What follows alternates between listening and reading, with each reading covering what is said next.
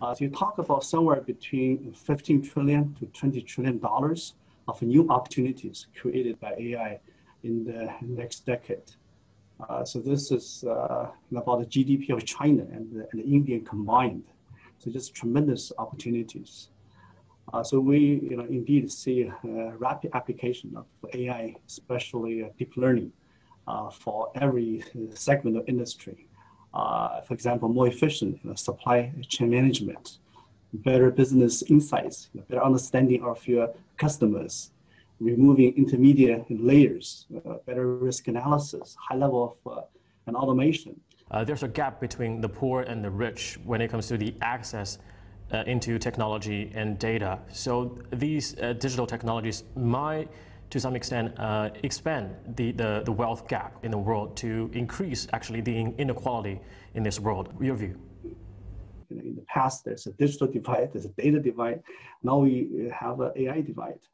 I think as industry, as the society, we have to be very conscious and responsible for that, making sure we provide the opportunities, whether it's training or new jobs for the people, and I make sure nobody is left behind.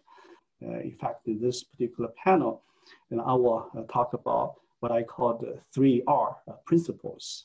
The 3R first is responsive AI. The second is resilient AI. And the third is responsible AI. So responsible AI is, we work on technologies. We want to make sure it is responsive to society, to the industry needs.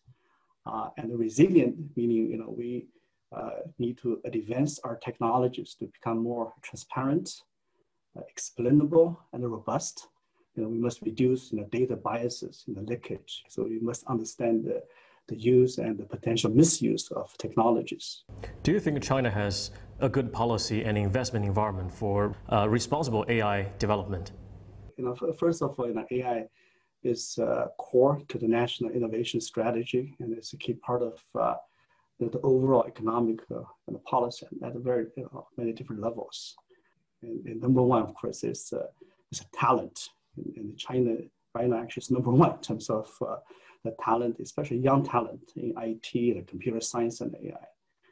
And second is capital. If you look at the scale of R&D investment for government and companies and venture capital, it's just tremendous. The velocity of that increase just tremendous.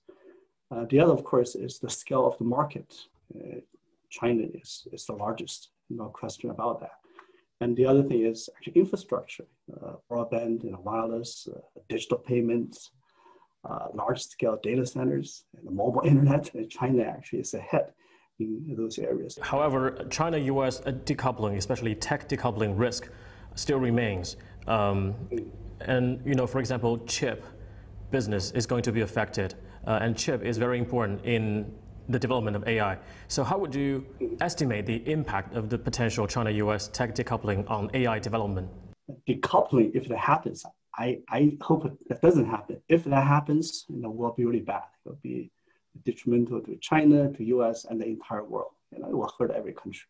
It hurt China and it hurt US equally.